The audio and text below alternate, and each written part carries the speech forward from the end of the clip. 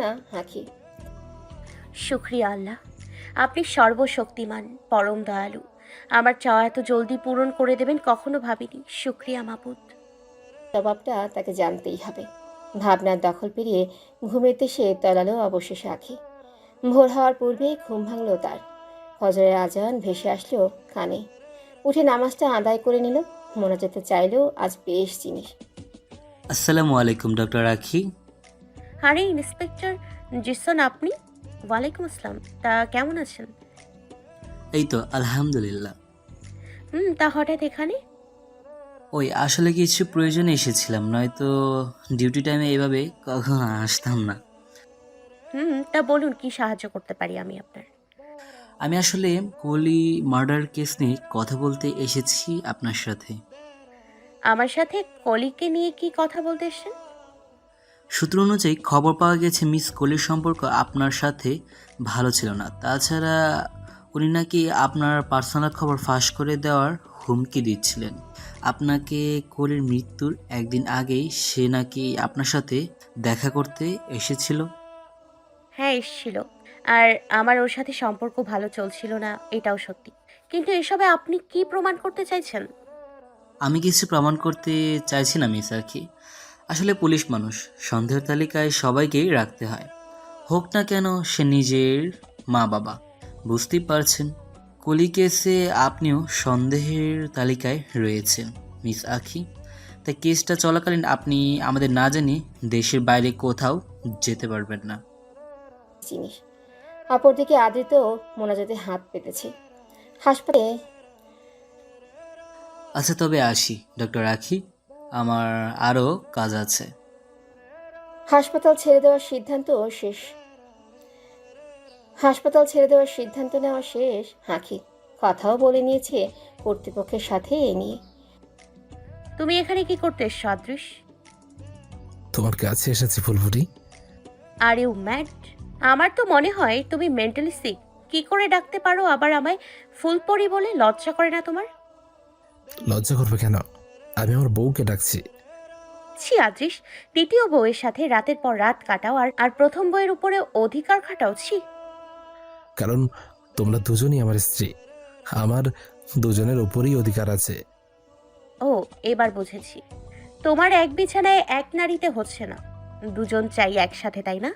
তবে বিয়ের মতো পবিত্র পথ কেন বেছে নিলে আদৃশ? পতিতালয়ে যেতে পারো। আখি, কি বলছো এসব তুমি? এত নোংরা জিনিস কি করে বলতে পারো তুমি? কেন রে? তুই যা তা নোংরামি করবি আর আমি তা মেনে নিব? সম্মান করব তোকে, রাত কাটাবো তোর সাথে। শুনে রাখ, আমি আঁখি, হৃদিকা না, যে শুধু শরীরের টানে স্বামীর ঘরে পড়ে থাকে। ভালোবাসায় শুধু শারীরিক চাহিদাই সবকিছু নয়। তবে তুই কি বুঝবি সেটা? অধম কি বোঝে ভালোবাসার মানে? তুমি কিন্তু লিমিট ক্রস করছো আখি। লিমিটের কি দেখেছিস তুই রে? হ্যাঁ, এটা হসপিটাল। আজকে আমার শেষ দিন এখানে। চিৎকার চেঁচামেচি করতে বাধ্য করিস না আমায়। চলে যা ভালোই ভালোই। গার্ড ডেকে ঘাড় ধাক্কা দেয়াতে চাই না। বড্ড তেজ না তোমার? আমার সাথে তেজ দেখাও। যাব না আমি। কি করবে শুনি? তোমাকে আমার সাথেই যেতে হবে। আঁখি নতুন কোনো হাসপাতালে জয়েন করবে তা এখনো অবধি নির্ধারণ করা হয়নি। হাসপাতালের উদ্দেশ্যে বের হবে, তখনই একজন গার্ড আসলো তার কাছে। তার হাতে একটা লেটার ধরিয়ে দিল। Guards, guards! বাবার নাম শুনে অতি খুশিতেই লেটারটা এই কুত্তাটাকে ধরে নিয়ে গিয়ে বাইরে ছেড়ে আসো। এ যেন আমার আশেপাশেও না আসতে পারে কখনো। লেটারটা পড়ে এবার চোখে জল চলে এলো। ধরতে হবে না, চলে যাচ্ছি। কিন্তু মনে রেখো আখি, আমাকে ফিরিয়ে দিয়ে তুমি ভুল করছো। আমার মতো কেউ তোমাকে কখনো পাগলের মতো ভালোবাসবে না। ভালোবাসি বলেই পেছনে পড়ে আছি। নয়তো নয়তো তোমার মতো মেয়ের দিকে চোখ তুলেও তাকাতাম না আমি। লেটারটা পড়ে এবার চোখে জল চলে এলো তার। আকাশের দিকে তাকিয়ে বলল, লেটারটাতে আশরাফ খান নিজেকে লেটারটাতে লেটারটাতে আশরাফ খান নিজের মেয়েকে ওনার হাসপাতালে জয়েন হবার প্রস্তাব পাঠিয়েছেন। কে ভুল করছে বা করেছে এখন না হয় বলা বাদ দিলাম, কুত্তা। সময় তোকে বলে দেবে। চোখের সামনে থেকে দূর হতো এবার। পস্তাবে তুমি আখি। বোন আত্মহারা হলো। হাসপাতালে চলে আসলো আঁখি। বসেছিল ক্যাবিনে। তখনই ইন্সপেক্টর জিসান তোমাদের কাজে কেন রেখেছি? আমার কেবিনে কেউ কিভাবে ঢুকে যায় তোমরা থাকতে? প্রবেশ করলেন সেখানে। আখি কি বলবে কিছুই ভেবে পাচ্ছে না, চুপ করে জিসানের দিকে তাকিয়ে আছে। জিসান আবার বলল। জিসান চলে গেল। আখি আবার নিজের কাজেই মন দিল। কিন্তু হঠাৎ কেবিনে প্রবেশ করলো আদৃশ। আদেশের আগমনে বেশ বিরক্ত হলো আখি। ধুয়ে কুচকে জিজ্ঞেস করলো, আখির দুই হাতের বাজু আদৃশ নিজের দু হাতে চেপে ধরে কথাগুলো বললেই আখি তাকে ধাক্কা দিয়ে নিজের থেকে ছাড়িয়ে নেয়। আর তার গালে কষি একটা থাপ্পড় মেরেই গর্জে ডেকে ওঠে তার গার্ডদের। গার্ডেরা ছুটে আসে সাথে সাথেই। গার্ডেরা গার্ডেরা আজুষকে ধরতে এলে আজুষ কর্কশ গলায় বলল। কথাটা কানে যেতেই অপর হাতেই আরেকটা থাপ্পড় আজুষের অপর গালে বসিয়ে দেয় আখি। আজুষ থাপ্পড়টায় বেশ রেগে এবার আখির দিকে এগিয়ে গেলে তার ঢালস্বরূপ তার দুই গার্ড সামনে চলে আসে। আখি এবার ঝাঁঝালো স্বরে উত্তর দিল। অগ্নিদৃষ্টিতে আখির দিকে তাকিয়ে কথাগুলো বলেই চলে গেল আদৃশ। আখি এবার গার্ডদের উদ্দেশ্যে বলল, হাসপাতাল। আখি কোনোরূপ গেটের বাইরেই চলে যাওয়ার চেষ্টা করছে। দুর্ভাগ্যবশত আজকে তার গাড়িটা ড্রাইভার গেটের বাইরেই পার্ক করেছে। আখির গার্ড দুই দিক থেকে তাকে আগলে রিপোর্টারদের ভিড়ের মধ্য দিয়ে নিয়ে যাওয়ার চেষ্টা করছে। এদিকে রিপোর্টারেরা তো সবাই নাছোড়বান্ধা। তারা ঘেরাও করে রেখেছে তাকে, বেরোতেই দিচ্ছে না। একজন এক এক কথা বলছে। ডক্টর আখি, আপনি কি আদৃশ রহমানকে স্বেচ্ছায় ডিভোর্স দিয়েছেন? ডক্টর আখি, হৃদিকা নামের মেয়ের সাথে কি আদৃশ রহমানের বিয়ের আগ থেকেই অবৈধ সম্পর্ক ছিল? ডক্টর আখি, কিছু তো বলেন। আপনি এভাবে জবাব না দিয়ে গেলে কিন্তু সত্যটা চাপা থাকবে না। আমাদের আসল সত্যটা বলুন। আরে এ কি বলবে? হয়তো বা নিজেরই কোনো সমস্যা ছিল। আরে স্বামী কি আর সাধে বউ ছেড়ে অন্যত্র যায়? হয়তো বা নিজেরই কোনো অক্ষমতা আছে, নয়তো অন্য কোনো পুরুষের সাথে অবৈধ সম্পর্ক, তাই তো মুখ ঢেকে পালাচ্ছে। কথাটা কানে যেতে পা থামিয়ে নিল আখি। পাক ফিরিয়ে উল্টো হাতে একটা থাপ্পড় বসালো সেই রিপোর্টারের গালে। টাল সামলাতে না পেতে সে লোকটা দাঁড়ানো থেকে পড়ে গেল। সবাই হতবাক হয়ে চুপ করে দাঁড়িয়ে রইল। এবার আখি সবার উদ্দেশ্যে গর্জে উঠে বলল, আর কে কি জানতে চাও সামনে এসে বলো। সামনে এসো বলছি। ছি, এদেশের নাগরিক হিসেবে নিজেকে দাবি করতে আমার লজ্জা করছে। আপনারা এতজন শিক্ষিত লোক আমার কাছে এসছেন আমার স্বামীকে আমি কেন ছেড়েছি তা জানতে, যেখানে আদৃশের কাছে আপনাদের মধ্যে একজনও হয়তো এখনো যায়নি। আমি তাকে কেন ছেড়েছি বিষয়টা জানতে, কারণ আপনাদের একজন নারীকে হেনস্থা করতে ভালো লাগে। তার ভুল ত্রুটি খুঁজে বার করাই আপনাদের অন্যতম শখের একটা অংশ। সংসার ভেঙেছে, নিশ্চয়ই এতে নারীর কোনো ভুল ছিল। ধর্ষণ হয়েছে, নিশ্চয়ই এখানেও তারই কোনো ভুল ছিল। এমনি কেন একটা ছেলে তাকে ধর্ষণ করবে? আপনাদের তো শুধু মশলাদার খবর চাই।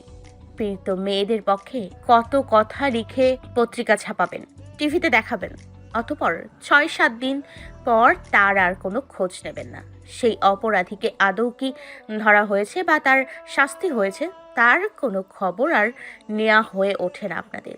নারীদের নিয়ে খবর দিলে খবর বেশি ভাইরাল হবে, আপনাদের লাভ হবে, নাম হবে বেশি, তাই তাদেরই হেডলাইনে রাখতে চান সব সময়, কিন্তু তাদের সম্মান করতে চান না। অ্যাকচুয়ালি অশিক্ষিতদের তো ছাড় দেয়াই যায়, কিন্তু আপনাদের মতো শিক্ষিতদের এসব কর্মকাণ্ড বেশি খারাপ লাগে। ছি, জানতে চান না আমার স্বামীকে আমি কেন ছেড়েছি? কারণ ও আপনাদের দলেরই একজন ছিল। নারীদের প্রতি বৈষম্য রোধ করার চিন্তা মাথায় রাখলেও নিজের প্রথম স্ত্রীকে হাতের মুঠোয় দমিয়ে রাখতে চেয়েছেন সে। এমন স্বামীকে ছেড়ে দেয়াতে খুব কম জিনিস প্রাণে মেরে ফেললেও কষ্ট দূর হবে না আমার মনের। সবাই হতভম্ব হয়ে দাঁড়িয়ে আছে। হাকির এমন কার্যকলাপ আর জবাবে কেউ যেন আর কোনো কিছু বলার সাহস জোটাতে পারল না। হাকি গাড়িতে উঠে চলে গেল। আদিত্য ডক্টর আশরাফ খানের প্রস্তাবে রাজি হয়ে গেছে। আগামীকাল থেকেই সে ওনার হাসপাতালে জয়েন হবে। বিছানায় বসে ল্যাপটপে কিছু কাজ করছিল, তখন ফোন বেজে উঠল তার হঠাৎ। রিঙ্কি নামটা দেখে বেশ বিরক্ত হলো আদৃত। একবার ফোন কাটলে আবারও কল আসলো। এভাবে 10তম বার ফোন উঠালো আদৃত। রিঙ্কি আহ্লাদি করে বলল, কি আদৃত ডিয়ার, ফোন কেন উঠাচ্ছিলে না? কোথায় আছো তুমি? বাংলাদেশে গিয়ে তো ভুলেই গেছো আমায়। আমেরিকায় থাকতেই কখন মনে করতাম তোমায়। বিড়বিড় করে কথাটা বললেও আদৃত। কি বললে তুমি? কেন ফোন করেছো সেটা আগে বলো। তোমাকে খুব মিস করছিলাম, তাই ফোন করলাম। কবে ফিরছো বলো? আমি আর আসবো না, দেশেই থাকবো। ভালো থেকো। কথাটা বলে ফোন কেটে দিল আদৃত, রিঙ্কিকে আর কিছু বলার সুযোগ না দিয়ে। এদিকে আদিত্যের মা তার কক্ষে আসছিলেন, তখন দরজার বাইরে থেকে কথাগুলো স্পষ্ট শুনতে পাননি, যাতে খুশিতে আত্মহারা অবস্থা হয় ওনার মুহূর্তেই। আখি আজ অনেক বিরক্ত, ইচ্ছে করছে সব কিছু ছেড়ে দূরে কোথাও পালিয়ে যেতে, যেখানে থাকবে না কোনো দুঃখ, গ্লানি, কোনো দুশ্চিন্তা, কোনো পিছুটান। জীবনটা এমন কেন হলো আখি? কত সুন্দর ছিল সেই শৈশব, যেখানে ছিল না কোনো হতাশা, কোনো দুশ্চিন্তা। চোখ বন্ধ করলেই যে প্রশান্তির ঘুম ছেয়ে যেত চোখ জুড়ে। আর এখন রাতের পর রাত নিদ্রাহীন কাটাতে হয় আঁখিকে। খুব করে ইচ্ছে করছে আঁখির আবারও সেই শৈশবে চলে যেতে, বাবা মায়ের কোলে আহ্লাদে করে শুয়ে থাকতে, যা চাইলেও এখন করতে পারবে না আঁখি। মন বড় অস্থির, মা বাবা সন্নিকটে থাকতে চায় এবার আঁখির মন। আশরাফ খানের প্রস্তাবে সাথে সাথে সম্মতির খবর পাঠিয়ে দিয়েছে ওনার কাছে। তাকে আশরাফ খান 2 দিন পরে জয়েন হবার জন্য বলেছেন, কিন্তু আঁখি বাবার পাশে যাওয়ার ব্যাকুলতা হাস হয়ে উঠতে পারছিল না, তাই আগামীকাল থেকেই জয়েন করার আর্জি রাখলো, যাতে মানা করলে না আশরাফ খান। মেয়েকে দেখার অধীর এক আগ্রহ যে ওনার মনেও সুপ্ত আছে। আদৃশ ক্ষিপ্ত মেজাজে বাড়ি ফিরল, উভয় গালেই আঁখি দেওয়া থাপ্পড়ের দাগ। বাড়িতে প্রবেশ করতেই দেখল হৃদিকা তার মায়ের পা ধরে কান্না করছে, আর তার মা হৃদিকাকে ছাড়ানোর চেষ্টা করছেন, কিন্তু পারছেন না। হৃদিকা কেঁদে কেঁদে বলছে, আমাকে আর মারবেন না মা, দয়া করে। আমি কখনো আর এমনটা করব না। আপনার পায়ের ধুলা হয়ে পড়ে থাকবো। আমাকে প্লিজ ঘর থেকে বের করবেন না। আদৃশ ছুটে গিয়ে হৃদিকাকে ওঠালো। তার বাম হাতের উপরের বেশ জায়গা পুড়ে গেছে, গালেও আঙ্গুলের ছাপ। আদৃশ বেশ অস্থির হয়ে জিজ্ঞেস করলো, কি হয়েছে রিদিকা? কই কিছু না তো। তুমি কখন আসলে? তুমি রুমে যাও, আমি আসছি। কি হয়েছে রিদিকা, বলবে তো? বলছি তো কিছুই হয়নি। কি হয়েছে রিদিকা, বলো না আমায়। আদৃশ এবার বেশ রেগে গর্জে উঠে জিজ্ঞেস করলে। হৃদিকা বেশ কেঁপে উঠে বলল, আমি আজকে রান্না করে তরকারির পাত্র সরিয়ে আনছিলাম, কিন্তু হাত থেকে পিছলে পাত্রটি নিচে পড়ে যায়। তখন পাশে সুব্রতা ভাবি দাঁড়িয়েছিলেন, যার ফলস্বরূপ ওনার পায়ের ওপর গরম কিছু তরকারি পড়ে আর ওনার পাটা অনেকটা চলে যায়। মায়ের জন্য আমাকে দোষী ভেবে আমার গালে থাপ্পড় মেরে বসেন, হাতে গরম তরকারি বাকি অংশ ঢেলে দেন। প্লিজ তুমি এসব নিয়ে কোনো কথা বলো না, তুমি রুমে যাও। এসব আমরা শাশুড়ি বউয়ের বিষয়, তুমি মাঝখানে এসো না। বাবা আমি কিছুই করিনি, ও মিথ্যা বলছে। তুই জানিস আমি কেমন মানুষ। এই জন্য তো আমার বিশ্বাস করতে কষ্ট হচ্ছে যে এসব তুমি করেছ। ছি মা, আমি সবসময় তোমাকে মা রূপে আদর্শ মানতাম, কারণ তুমি কখনো আমার আর ভাইয়ের মধ্যে যেমন ভেদাভেদ করনি, তেমনটা আঁখি আর ভাবিকেও একই দৃষ্টিতে দেখেছ, নিজের মেয়েদের মতো আদর করেছ। তবে তুমি হৃদিকার সাথে এমনটা কি করে করতে পারলে? আদৃশ কথা শোনো, রিদিকা মিথ্যে বলেছে। মা এমন কিছু করেনি, ও ইচ্ছে করে এসব করেছে। এনাফ ভাবি, ও কি পাগল যে নিজেকে এভাবে নিজে আঘাত করবে? গতকাল যখন হৃদিকা বলেছিল তুমি ওর হাতে খামচি দিয়েছ, আমি বিশ্বাস করতে পারিনি। ছি, তোমরা এতটা জঘন্য। আঁখি সক্ষম ও সবল ছিল বলে ওর সাথে কিছু করতে পারোনি তোমরা, আর হৃদিকাকে অসহায় ভেবে এমনটা করছো তোমরা, তাই না? কিন্তু এ ভুল দ্বিতীয়বার করো না, বলে দিলাম। আঁখির মতো হৃদিকাও আমার স্ত্রী, ওর সাথে আবারও যদি কোনো খারাপ ব্যবহার করতে দেখি তোমাদের, তবে আমি ভুলে যাব তোমাদের সাথে আমার কোনো সম্পর্ক আছে। অতঃপর হৃদিকাকে ধরে নিয়ে কক্ষের দিকে হাঁটা ধরল আদৃশ। সুব্রতা আর আদৃশের মা জাহানারা রহমান তাকিয়ে রইলেন শুধু তাদের যাওয়ার পানে। আমার ছেলে আর আমেরিকা যাবে না, আল্লাহ রহম করলেন অবশেষে। ওর সাথে বিয়ের কথা বলি না, যদি আবার আমেরিকা চলে যায়। যাক, এবার নিশ্চিত হলাম। এখন একটা লক্ষ্মী মেয়ের খোঁজ পেলেই হলো। মা তুমিও না, সারাদিন কি ভাই আর বিয়েই ঘুরে তোমার মাথায়। তোমার এই বিয়ের চাপের ভয়েই ভাইয়া হয়তো 6 বছর দেশে আসেননি।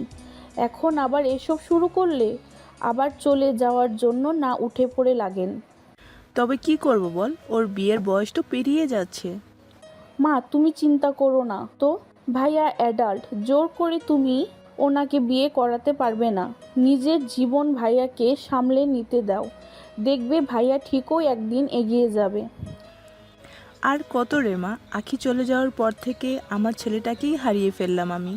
আর কবে ফিরে পাবো ওকে আমি? মা নিরাশ হয়েও না, তুমি দেখে নিও, আল্লাহ ভাইয়ার দিকে ঠিকই মুখ তুলে তাকাবেন। ওনার জীবনে খুব জলদি সুখ চলে আসবে। আজ আদ্রিতের খুশি হাজার গুণ বেড়ে গেছে। আশরাফ খানের কাছে নিজের সাথে নতুন কোনো ডাক্তার ওনার মেডিকেল কলেজে নিয়োগ হবেন কিনা জানতে চাইলে উনি আদ্রিতকে তার লিস্ট দেখালেন, যেখানে আখির নাম দেখে যেন পাহাড় সমান প্রাপ্তি নিমিষেই পাওয়া হয়ে গেল আদ্রিতের। আখি আজ থেকে জয়েন হবে, বিষয়টা তার খুশিতে অতিরিক্ত আমেজ জুড়ে দিল। খুশিতে মন আজ যে নাচতে ইচ্ছে করছে আদ্রিতের। সাত সকালে ঘুম ভেঙেছে, সময় যেন কাটছেই না তার। কবে হাসপাতালে যাওয়ার সময় হবে, আর কবে যে তার আখিকে দেখতে পাবে। মনের উথাল পাথাল ভাব আজ হয়তো আখিকে দেখার আগ অব্দি কমবেই না। মেরুন রঙের একটা শার্ট পরেছে, শার্টটা আখির দেওয়া। সেদিন হঠাৎ এই শার্টটা নিয়ে হাজির হয়েছিল আখি আদ্রিতের সামনে। আজকে আপনি এই শার্টটা পরবেন। কেন? আমি তোমার দেওয়া শার্ট পরবো কেন? তাছাড়া আমার রঙিন জিনিস পছন্দ না। কোন শোকে জীবন সাদা কালো করে রেখেছেন আপনি শুনি? হ্যাঁ, এটা জানি আপনাকে কালো রঙেই বেশি মানায়, কিন্তু অন্য রঙেও মাশাআল্লাহ খারাপ লাগবে না। এই মেরুন রং আপনার উপর যা লাগবে। আমি পরবো না এটা। আপনাকে পরতেই হবে, আর না পরলে আপনি ভালো করে চেনেন আমায়। ভরা সমাজে আমার হাতে গায়ের শার্ট না ছেড়াতে চাইলে এটা ভালোই পরে বাইরে আসেন। এখন আমি রুম থেকে যাই, আপনি শার্ট পরুন কেমন? কথাটা মনে পড়তেই আদ্রিতের মুখে বাঁকা একটা হাসি ফুটল। হাসিটাতেও লুকিয়ে আছে আখির স্মৃতি। হাকি বলতো, ডক্টর আদিত্য সবসময় হাসেন না কেন আপনি? আপনাকে হাসলে যা লাগে। অবশেষে আখির পাশে থাকার, তাকে ফিরে পাওয়ার একটা সুযোগ আদ্রিত পেয়ে গেল। হাতছাড়া করবে না এই সুযোগ, প্রাণ থাকতে। আর সে প্রেমিক পুরুষ মনেই পুষে নিয়েছে তীব্র এক আকাঙ্ক্ষা। আখির পছন্দ অনুযায়ী আজকে তৈরি হলো আদ্রিত। তাকে চোখ ভরে দেখার অধিকার চেয়ে শুধু তার সুখ পাখি। আখির মন আজকে বেশ ভালো। অবশেষে অপেক্ষার প্রহর ফুরালো তার। লম্বা একটা কুর্তি পরে চোখে কাজল টানলো আখি, চুলগুলো আজ ছেড়ে দিল, হাতে ঘড়ি পরলো, কানে হালকা দুল ও পায়ে পায়েল দিল। তারপর অ্যাপ্রন পরে বেরিয়ে গেল হাসপাতালের উদ্দেশ্যে। আদিত্য রেডি হয়ে সিঁড়ি দিয়ে নামছে। শায়লা মির্জা তাকে নাস্তার জন্য ডাকতে যাবেন, তার আগেই আদিত্যকে বেরিয়ে আসতে দেখলেন। আরে বাবা, তুই কোথায় যাচ্ছিস? নাস্তাটা করে যা। না মা, তারা আছে। আজকে হসপিটালের প্রথম দিন, স্পেশাল কেউ আসছে, যেতে হবে তাড়াতাড়ি, চলি। কথাটা বলেই আদিত্য বেরিয়ে গেল। ছেলের উৎফুল্ল মনোভাব বুঝে উঠতে পারলেন মা। স্পেশাল কেউ কথাটা মনে ওনারও খুশির জোয়ার তুলল। অবশেষে ওনার ছেলে কি জীবনে এগোতে চলেছে, মনে আশাটা প্রস্ফুটিত হলো ওনার। সময়ের আগেই চলে এসেছে আদ্রিত। নতুনদের আগমনের জন্য মেডিকেল কলেজে সংবর্ধনা অনুষ্ঠান আয়োজিত হয়েছে। একে একে সবাই সে সমারোহে যোগদান করছে। নতুন 6 জন ডাক্তার নেওয়া হয়েছে। সবাই ইতিমধ্যে উপস্থিত হয়ে গেলেও আখির খোঁজ নেই। যদিও অনুষ্ঠান শুরুর অনেক সময় বাকি এখনো, তবুও আদ্রিতের মনে নেই একটুও প্রশান্তি। গেটের দিকে চোখ রেখে বসে আছে, কবে তার সুখ পাখিকে এক পলক দেখতে পাবে। অবশেষে আর ধৈর্য ধরে রাখতে না পেরে গেটের দিকে যেতে নিলে আখির গাড়ি গেটের ভেতরে প্রবেশ করলো। গাড়ি থামলে ভেতর থেকে নামলো আখি। অপলকে তাকিয়ে আছে আদ্রিত তার প্রেয়সীর দিকে। সেই কাজলটালা চোখে প্রেমেছে আজ আবার নতুন করে পড়ল সে। ঘন লম্বা সেই চুল, সেই মায়াবী চেহারা, সারাদিন তাকিয়ে থাকলেও যে মন ভরবে না আদ্রিতের। এর চেহারা আর মায়ায় কাটিয়ে দিতে সারা জীবনও কম পড়ে যাবে তার। গাড়ি থেকে নামতেই আখির চোখ গেল আদ্রিতের উপর। মুগ্ধ চাহনিতে তাকিয়ে আছে সে। এই মুগ্ধতা তো আখির আগেও অনেকবার আদ্রিতের চোখে নিজের জন্য দেখেছিল, কিন্তু তার এক অংশ তো সত্য ছিল না। তবে আজকের অংশকে কিভাবে সত্য মানা যাবে? না, হে মুগ্ধতা আখির জন্য হতেই পারে না। এবার আখির খেয়াল গেল হাতিতে পরনের শার্টের উপর। শার্টটা কেমন জানি পরিচিত লাগলো আখি। চোখ পড়ল আখির শার্টের কলারের উপর, যেখানে ছোট্ট করে আখি লেখা, যেটা আখি নিজের আদিতের শার্টে লিখিয়ে দিয়েছিল। শার্টটা কি করে ভুলতে পারে আখি? তার মানে এটা আখির দেওয়া হাদিতকে প্রথম শার্ট। আখির মনে এবার গভীর প্রশ্ন ঘুরপাক খেতে শুরু করলো। ডক্টর আদিত্য তো কখনো আমায় ভালোবাসেননি, তবে আমার দেয়া শার্ট এখনো কেন সামলে রেখেছেন? এর কি মানে হতে পারে? যদি ভালোই না বেসে থাকেন, তবে 7 বছর আগের শার্ট কেন সামলে রাখবেন? গুড মর্নিং আখি। মুগ্ধতা কাটিয়ে আদিত স্বাভাবিক অবস্থায় আসার চেষ্টা করে সকলে শুভেচ্ছা জানালে। আখি ধ্যান ভাঙল, হাসি মুখেই জবাব দিল, গুড মর্নিং ডক্টর আদিত্য, কেমন আছেন? এই তো আলহামদুলিল্লাহ। তুমি? আল্লাহ যেমনটা রেখেছেন। তা এখানে দাঁড়িয়ে থেকে কি করবে? ভেতরে চলো। চলুন। অতঃপর দুজনেই সমারোহে অংশগ্রহণ করলো। হদেশের মন ভালো নেই, বুঝতে পারছে ঋতিকা। রাতেও শুধু ঋতিকার ক্ষততে ওষুধ লাগিয়ে ওকে ঘুম পাড়িয়ে ওর কক্ষ থেকে চলে এসেছিল সে। হাদেশের গালের কালচে দাগ সম্পর্কে জানতে চাইলে তাকে কিছুই জানালো না হাদৃশ। বর্তমানে রেডি হয়ে বেরিয়ে যাবে, তখনই ঋতিকার সামনে এলো। কোথায় যাচ্ছ আদ্রিস? ব্রেকফাস্ট করবে না? না রিদিকা, ইচ্ছে নেই। তোমার হাত এখন কেমন আছে? এখন ঠিক আছে, আগে বলো কোথায় যাচ্ছ? তোমার গালের দাগ সম্পর্কেও কিছু বললে না। আমি জানি তোমার মন খারাপ, আমি তো তোমার স্ত্রী, আমার সাথে তো সব শেয়ার করতেই পারো। বলো না কি হয়েছে? এখন ভালো লাগছে না রিদিকা, পরে বলবো, কাজ আছে, যাই। তুমি তোমার খেয়াল রেখো। বাবি আর মা তোমায় যদি কিছু বলে তবে আমাকে ফোন করো, কেমন? কিছু লুকাতে যেও না আবার। এখন চলি আমি। রাতে কখন ফিরবে?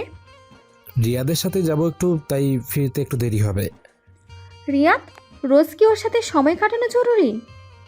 একটাই বেস্ট ফ্রেন্ড আমার, দিন শেষে ওর সাথে সময় কাটাতে ভালো লাগে। আখির ওকে নিয়ে কখনো কোনো সমস্যা হয়নি, আশা করি তোমারও হবে না। কথাটা বলেই চলে গেল আদৃশ। সমারোহে নতুন আসা সকল ডাক্তার একে একে নিজেদের কিছু মূল্যবান বক্তব্য প্রদান করলেন। ঠিক সেভাবে আদৃতও করল। এবার আখির পালা। আদিত মনোযোগ সহকারে আখির বলা প্রতিটা লাইন শ্রবণ করছে। আখির বক্তব্যে বেশিরভাগ নারীদের নিজেদের প্রতিষ্ঠিত করে তোলার অনুপ্রেরণা রয়েছে। অতঃপর বক্তব্যের শেষের দিকে বলল আখি, সব শেষে এটাই বলবো, আমাদের সবাইকে মা বাবার সম্মান করা উচিত, কখনো তাদের অবাধ্য হওয়া উচিত না। একটা সন্তান গড়ে তুলতে মা বাবা যে ত্যাগ স্বীকার করেন, তা হয়তো আমরা কেউ কখনো পারবো না মা বাবার জন্য। তাই বেশি কিছু না হলেও তাদের কথার মান তো আমরা দিতেই পারি। জানি না অন্যরা কিভাবে, কিন্তু আমার মতে যতই শিক্ষিত হয়ে যাওয়া যায় না কেন, মা বাবার দোয়া ব্যতীত জীবনে সফলতা কখনোই আসে না। কমতিটা একদিকে হলেও থেকেই যায়। ভালো থাকুক পৃথিবীর সকল মা বাবা, এটাই কামনা। আবার আসসালামু আলাইকুম সবাইকে। মেয়ের শেষের বক্তব্য হৃদয় নাড়ালো আশরাফ খানের। মেয়ের অনুতপ্ততা অনুভব করতে পারলেন উনি তার বক্তব্যের শেষে বলা প্রতিটা অক্ষরে। আজকে প্রথম দিন, তাই নতুন কাউকে কোনো কাজ দেওয়া হয়নি। সবাই যার যার মতো সবার সাথে পরিচিত হচ্ছে, ঘুরে হাসপাতালটা দেখে নিচ্ছে। আখিও দেখছে, আবার মন ভরে হাসপাতালটা। বাবার করা হাসপাতাল, নিজে ডাক্তার হলেও বাবার এই কলেজে পড়েনি সে। বাবা কখনো চাননি কেউ বলুক নিজের মেয়ে বলে নিজের প্রতিষ্ঠান থেকে তাকে ডাক্তারি পাশ করিয়ে দেওয়া হয়েছে। কেউ তার মেয়ের যোগ্যতায় কলঙ্ক মাখুক, তার সুযোগ উনি কখনো কাউকে দিতে ইচ্ছুক ছিলেন না। তাই অন্য বড় মেডিকেল কলেজে পড়িয়েছেন উনি মেয়েকে। তবে হাসপাতালটায় আখি অনেকবার এসেছে। এখানে জমে আছে আখির আদ্রিতের সাথে কাটানো কত স্মৃতি। আখি এখানে আসতোই আদ্রিতকে পেরেশান করতে। কথাটা ভাবনায় ধরা দিতেই মুচকি হাসলো আখি। কতটা বিরক্ত করতো সে আদ্রিতকে। এভাবে কোনো ছেলে কোনো মেয়েকে উত্ত্যক্ত করে বলে মনে হয় না যেমনটা আখি আদ্রিতকে করত। ভালোবাসতো যে তাকে বড্ড, স্বপ্ন দেখেছিল তাকে নিয়ে। তাদের বিয়ে হবে, দুটো গোলুমোলু বাচ্চা হবে, একটা ছেলে একটা মেয়ে, দুজন মিলেই দুজনকে মানুষ করবে। কত শত খুনসুটি বাঁধাবে একে অপরের সাথে। তবে দিন শেষে ভালোবাসায় ভুলিয়ে দিবে মনের সকল মনোমালিন্যতা। কিন্তু কিতে কি হয়ে গেল? সব কিছুই যদি সত্যি স্বপ্নের মতো সহজে সাজানো যেত তবে জীবনটা নিশ্চয়ই বিষাদময় হতো। কিন্তু বাস্তবতা অনেক কঠিন, তা মানিয়ে নেওয়া দুর্বোধ্য হলেও এটাই সত্য। কলেজের পেছনে একটা মাঠ, মাঠের এক কোণে একটা বড় আকারের বটগাছ, তার নিচে বসার জন্য উপযুক্ত জায়গা বানিয়ে দেওয়া আছে। আঁখি সেখানে বসে ভাবনার জগতেই বিচরণ করছিল। তখন হঠাৎ এসে আদিত্য তার পাশে বসলো। অল্পক্ষণ দুজনেই নীরবতা বজায় রাখলো। অতঃপর আঁখি বলল, তা এতদিন কোন হসপিটালে ছিলেন? আমেরিকাতে একটা হাসপাতালে ছিলাম। আমেরিকাতে? কিন্তু কেন? আপনি তো কখনো দেশের বাইরে গিয়ে কাজ করতে চাননি। তবে হঠাৎ এমন চিন্তা মস্তিষ্কে নাড়া দিয়ে ওঠার কারণ জানতে পারি? কাউকে সুখী করতে গিয়ে নিজের অনিচ্ছার পথটাই বেছে নিতে হলো। আপনি একটু বদলাননি। ঘুরিয়ে কথা বলার অভ্যেস কবে যাবে আপনার বুড়ো দাদু হয়ে গেলে? তুমিও তো একটুও বদলাওনি, খবরদারি করার অভ্যেস যায়নি। কথাটা শুনে আঁখি বেশ খক করে হেসে তাকালো আদিত্যের দিকে। ঠোল পড়া গালের সে মোহনীয় হাসি এত বছর পর আবারও চোখ ভরে দেখতে পেয়ে নিজেকে ভাগ্যবান বলে মনে হলো আদিত্যের। আঁখি হাসি মুখেই বলল, হাসেন না কেন? যত যা হয়ে যাক না, হাসার পণটা এখনো ভাঙেনি আপনার, তাই না? হাসানোর নির্দিষ্ট জন জীবনে না থাকলে কিভাবে হাসি খুশি বাঁচা যায় বলো? আঁখি আদিত্যের বলা কথাটা শুনে তাকানো স্থির রাখলো তার দিকে। গভীর দৃষ্টিতে তার মনোভাব যেন পড়ে নিতে চাইল তার চোখের মাধ্যমে। ঠিক তখন একজন নার্স এসে ডাক দিল তাদের। Sir ma'am, doctor Ashraf Raihan আপনাদেরকে ডেকেছেন। নার্সের কথায় দুজনেরই ধ্যান ভঙ্গ হলো। উঠে চলে গেল দুজন একসাথে, আর কোনোই কথা বলল না। রাত প্রায় 11টা। রিপোর্টার লিজান তার বাসস্থানে ফিরছে। বাড়ির সরু রাস্তা দিয়ে নিজের বাইকে চড়ে যাচ্ছে সে। মাথায় আটছে হরেক রকমের কুবুদ্ধি। আখির থাপ্পড়ের জবাব সে দিয়েই ছাড়বে। এত বড় অপমান সে সহজে মেনে নিবে না। আখিকেও সমপরিমাণ ফিরিয়ে দিবে। তাকে নিয়ে কি এমন খবর ছাপলে আখি কোথাও মুখ লুকানোর আশ্রয় পাবে না, ভাবনাটা পেরেশান করে তুলেছে তাকে। তার ভাবনাকে বিরক্তিতে পরিণত করলো হঠাৎ তার বাইকের চাকায় সমস্যা হয়ে যাওয়া। সহসা বাইকটার চাকায় কিছু লাগলেই তার চলার গতি হারিয়ে ফেলে। লিজান পড়ে যেতে নিলে কোনোরূপ ভারসাম্য ধরে রাখে। বাইক থামিয়ে রাস্তায় কিল পড়ে থাকতে দেখে। রাস্তায় এত কিল পড়ে থাকতে দেখে বেশ ঘাবড়ে যায় লিজান। এটা কারো কোনো বিছানার জাল নয় তো ওর বিরুদ্ধে? রাস্তাটাও বেশ জনশূন্য। এত রাতে এখান দিয়ে লোক সমাগম কম। মনে ভয় নাড়া দিয়ে গেল লিজানের। বাইকটাকে টেনে নিয়ে বাড়ির দিকে দ্রুত গতিতে যাওয়ার চেষ্টায় এগিয়ে যাবে, তার আগেই পেছন থেকে লিজানের মাথায় পড়ল ভারী কিছু আঘাত। মাথায় হাত দিয়ে পাক ফিরতেই হুড়িয়ালাকেও তার বুক বরাবর একটা ধারালো ছুরি পুরোটা ঢুকিয়ে দেয়। লিজান চিৎকার করে মাটিতে পড়ে কাতরানো শুরু করেছে। হুড়িওয়ালা যে ব্যক্তি এবার হাঁটু গেড়ে তার সামনে বসে তার বুক থেকে এক টান দিয়ে ছুরিটা বার করলো। নিঃশ্বাস ধরে আসা কণ্ঠে খাপন্ত ঠোঁটে খুব কষ্ট সহকারে তাকে প্রশ্ন করলো লিজান, কে তুমি? আমাকে কেন মারছো? প্লিজ আমাকে মেরো না। অতঃপর সাথে সাথে ছুরিটা লিজানের কপাল বরাবর ঢুকিয়ে দিলে লিজান সাথে সাথেই মৃত্যুবরণ করল। তার পাশেই রক্ত ভিজে যাওয়া মাটিতে সে অজ্ঞাত ব্যক্তি বড় বড় অক্ষরে লিখে দিল প্রমত্ত অঙ্গনা নামটি। রাত প্রায় 1টায় ফিরল আদৃশ বাড়িতে। কাজের মেয়ে রহিমা দরজা খুলে দিল আজ। এখন তো রোজ রীতিমা দরজা খুলে দেয় তার জন্য। আজ কোথায় সে? উত্তরের আশায় আদৃশ জিজ্ঞেস করলো তাকে, রিদিকা কোথায়? জানি না স্যার, অনেকক্ষণ ধরেই তো দেখিনি। আমি দেখছি। আদৃশ রিদিকার খোঁজে তার কক্ষের দিকে গেল, কিন্তু কক্ষের কোনো প্রান্তেই রিদিকাকে খুঁজে পেল না সে। কক্ষ থেকে বেরিয়ে যাবে তখনই রিদিকা হুটহাট প্রবেশ করলো সেখানে। আদৃশকে দেখে কিছু অস্বাভাবিকতা থাকলেও স্বাভাবিকভাবে প্রশ্ন করার চেষ্টা করলো। আদ্রিশ, কখন এলে তুমি? এই তো এলাম। তুমি কোথায় ছিলে? ছাদে ছিলাম। এত রাতে ছাদে কি করছিলে? ওই তো তোমার অপেক্ষা করছিলাম। সময় পার হচ্ছিল না, তাই ভাবলাম ছাদে গিয়ে চাঁদ দেখা যায়।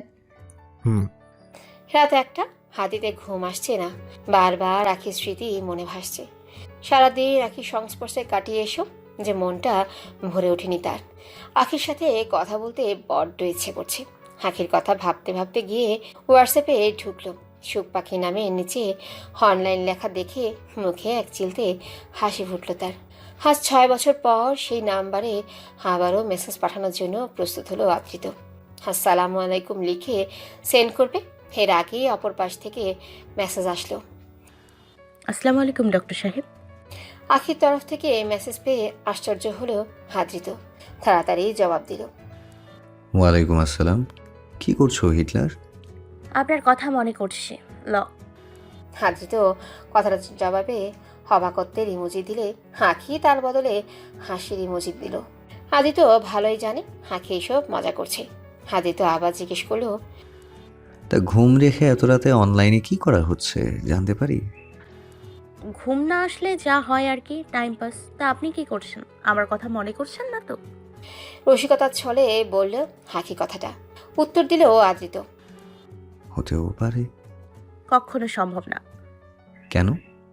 7 বছর আগে যা হয়নি তা 7 বছর পরে হবে, উক্ত আশা রাখাটা বোকামি হবে না?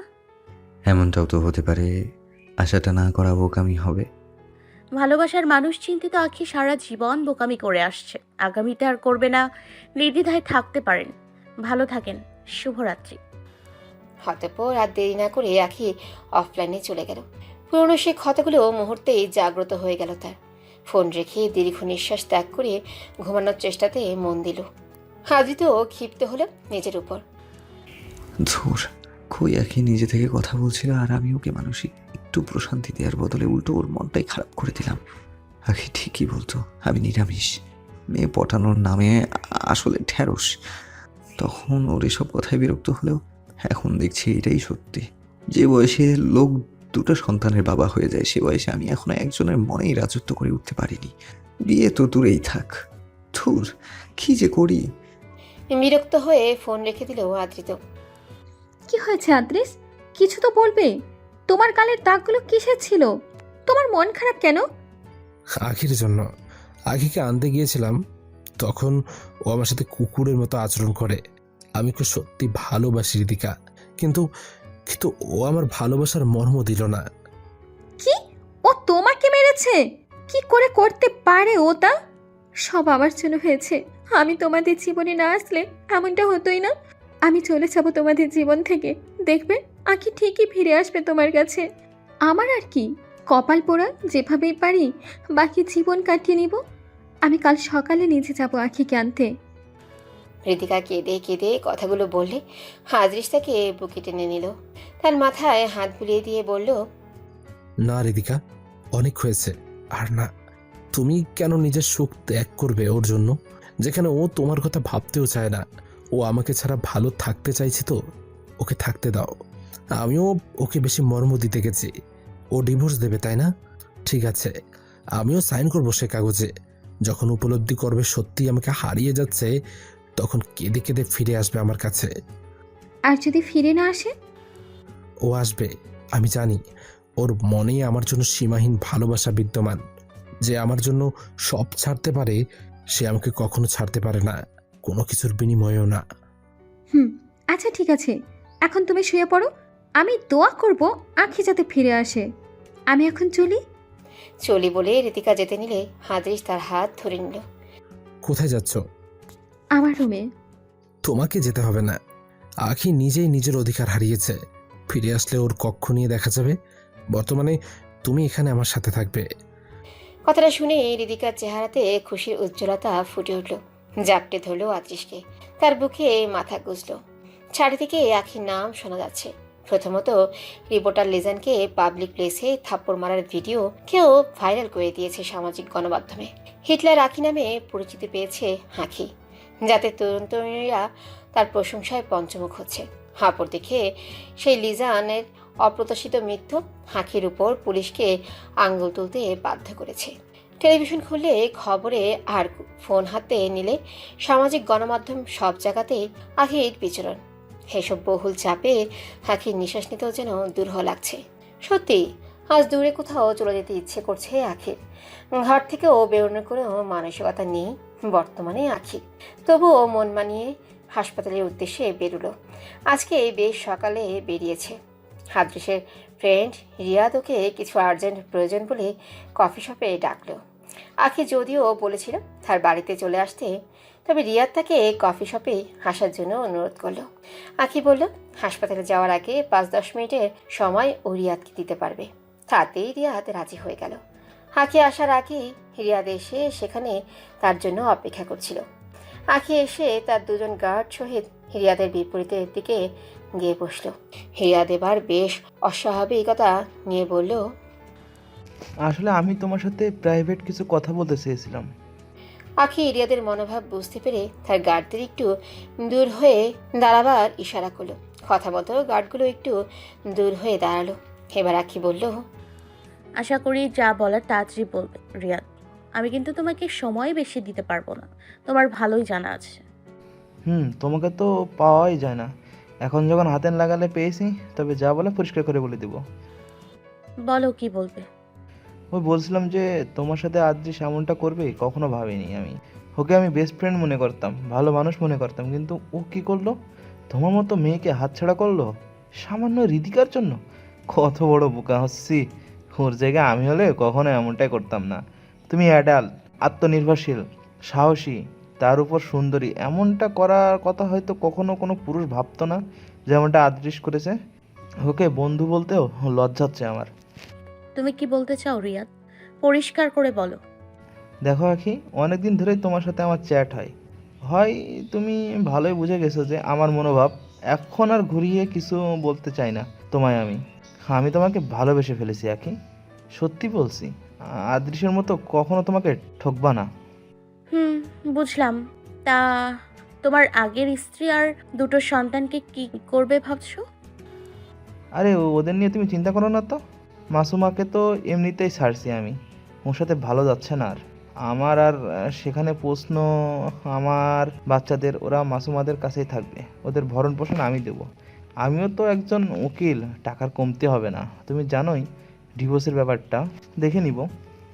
সহসা আখি রিয়াদের এক হাত অতি স্বাভাবিকভাবে খামচে ধরে দাঁতে দাঁত কটমট করে বলতে শুরু করলো, পাবলিক প্লেসে তাই সিন ক্রিয়েট করতে চাইছি না, এমনিতে অনেক প্যারায় আছি। নইলে এখনই তোর এমন জায়গায় এমনভাবে মারতাম যে আবারও বাচ্চা জন্মদানের যোগ্য থাকতি না, শালা লুচ্চা। কত ভালো ভাবতাম তোকে, কিন্তু কয়েকদিনে তোর সাথে চ্যাটে কিছু কথা বলে বুঝতে পারলাম তুই কেমন। আমি তো এমনিই তোর কথার উত্তর দিতাম আদৃশের বন্ধু ভেবে, কিন্তু তোর মনোভাব বুঝতে পারার পর তোকে এড়িয়ে চলি। অবশেষে তুই দেখিয়ে দিলি তোর আসল রূপ। আদৃশের ফ্রেন্ড তুই, তোর কাছ থেকে আশাও আর কী বা করা যেতে পারে জানিস? আমার মতে তোদের মতো পুরুষের উপর কোনো কেস না করে তোদের একদম প্রাণে মেরে ফেলা উচিত, নোংরা কোথাকার। আর যেন তোকে আমার সামনে না দেখি, নইলে আঁখি কি জিনিস দেখিয়ে দিব। কথাগুলো বলে আখি উঠে চলে গেল। হাতে যন্ত্রণা হলেও রিয়াদ এত সময় দাঁত চেপে তা সহ্য করছিল। আখি চলে গেলে হাতের দিকে তাকালো। আখির নখগুলো বেশ ক্ষত করেছে তার হাতে, রক্ত বেরিয়ে গেছে এত সময়ে। আদৃশ ডিভোর্স পেপারে সাইন করার জন্য হাতে কলম নিয়েছে। সাইন করার জায়গায় গিয়ে যেন তার শক্তি জুটিয়ে উঠতে পারছে না সে। সেই জায়গায় কলম বসানোর কত কিছুর পর যে আখিকে সে নিজের করে পেয়েছিল, তাকে এত সহজে কেমনে হারিয়ে দেবে? না, আখি তো তার জন্য অসাধ্য এক সাধনা ছিল, যাকে সে তার বুকের চূড়ায় জায়গা দিয়েছে। তার সর্বাঙ্গে তো আখির বাস। হাজার ছেলে প্রেমিক হৃদয় ছুরি চালিয়ে জয় করেছিল সে আখিকে। তার আখির জড়ি দেওয়ার মতো নারী আর একটাও আদৃশ কখনো দেখেনি। এমন এক রমণীকে হাতছাড়া সে কীভাবে করবে? না, ভাবতেই তো দম বন্ধ লাগছে আদৃশে।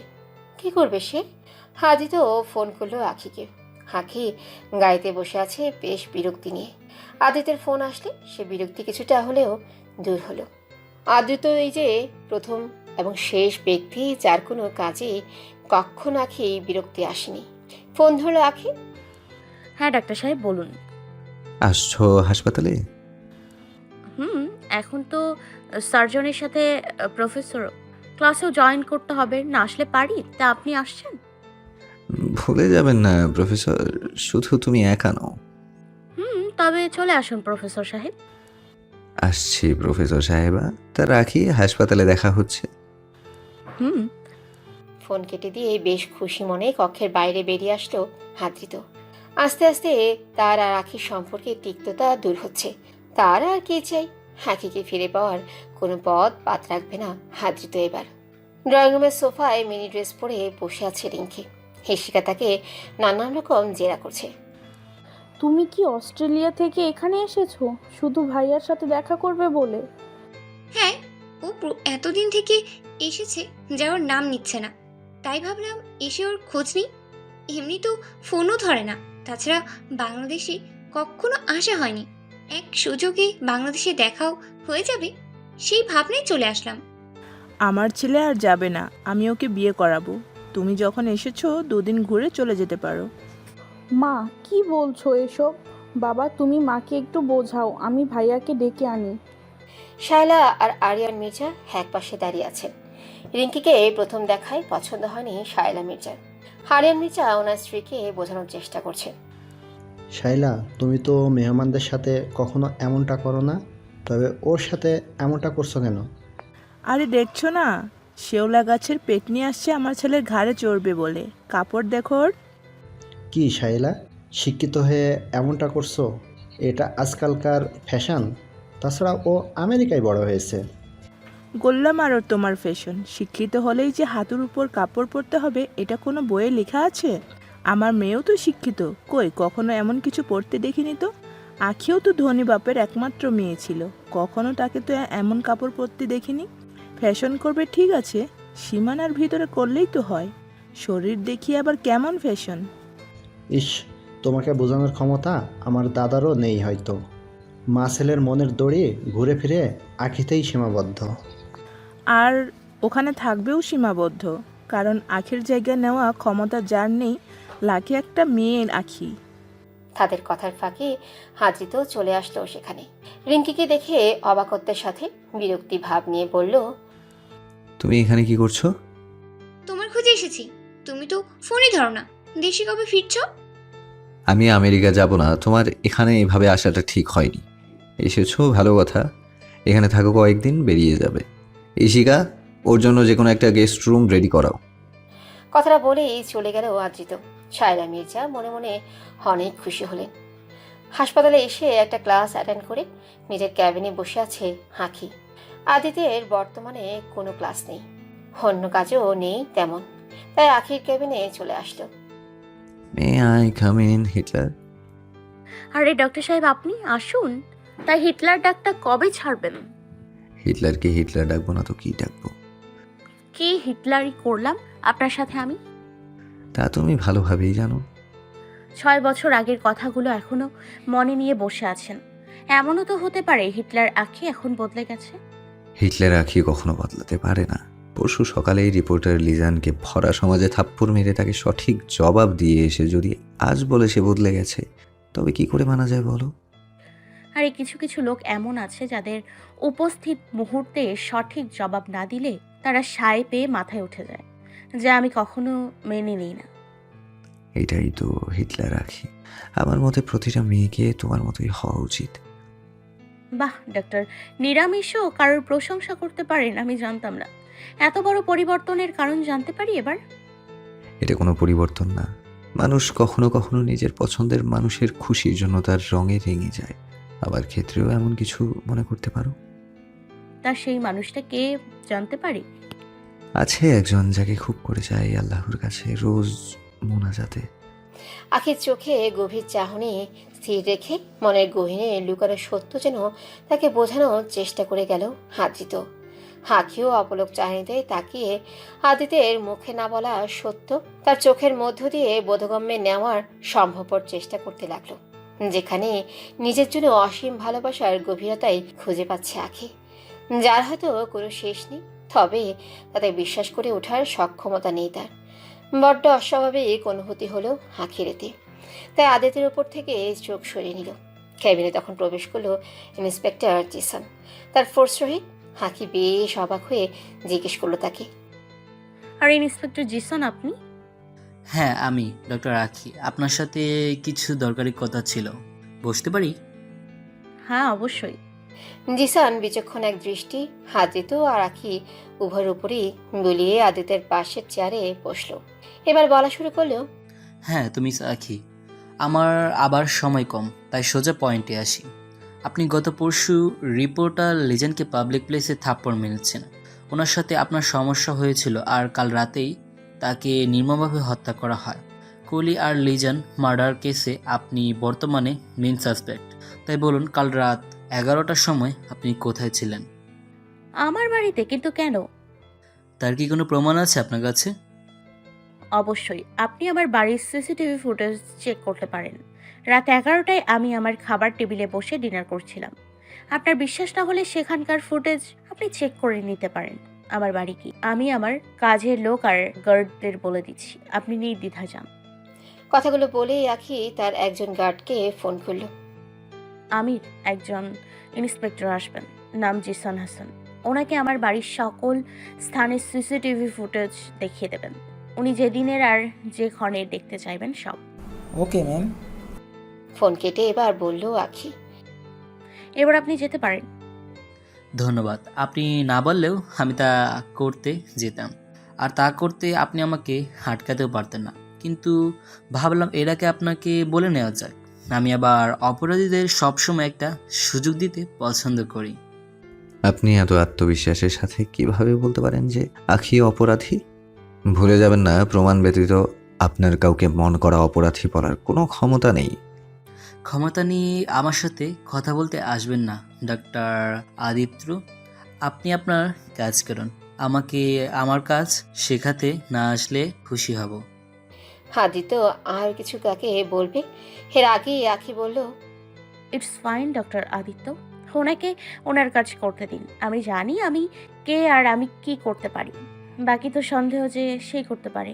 করতে দাও। প্রমাণ ব্যতীত কারোরই কিছু করা থাকে না, এখন সে পুলিশ হোক বা কোনো দেশের প্রধানমন্ত্রী। ওভার কনফিডেন্ট ভালো না ডাক্তার আখি।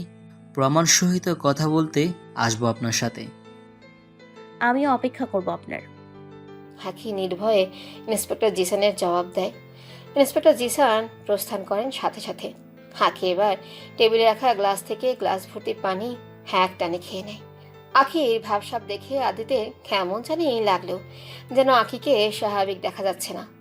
আদিত্য কিছু বুঝে ওঠার আগেই আখি জ্ঞান হারিয়ে ফ্লোরে পড়ে গেল। বেশ চিন্তিত হয়ে বসে আছে জিসান। আখির বাড়ির সিসিটিভি ফুটেজ চেক করে এসেছে। লিজানের মৃত্যুর সময় আখি তার বাড়িতেই ছিল, এমনকি কুলির মৃত্যুর সময়ও আখি তার বাড়িতেই ছিল সিসিটিভি ফুটেজ মোতাবেক। তবে কে খুন করলো এদের? সবকিছু তো আখিকে ইশারা করে, কিন্তু সে একসাথে দুই স্থানে কিভাবে থাকতে পারে? কলি আর লিজানের পোস্টমর্টম রিপোর্ট অনুযায়ী তাদের মৃত্যুর সময় তো আর ভুলও দেখাতে পারে না। কিছু ভেবে মেলাতে পারছে না জিসান। হঠাৎ তার একজন কনস্টেবল আসলেও তার কাছে।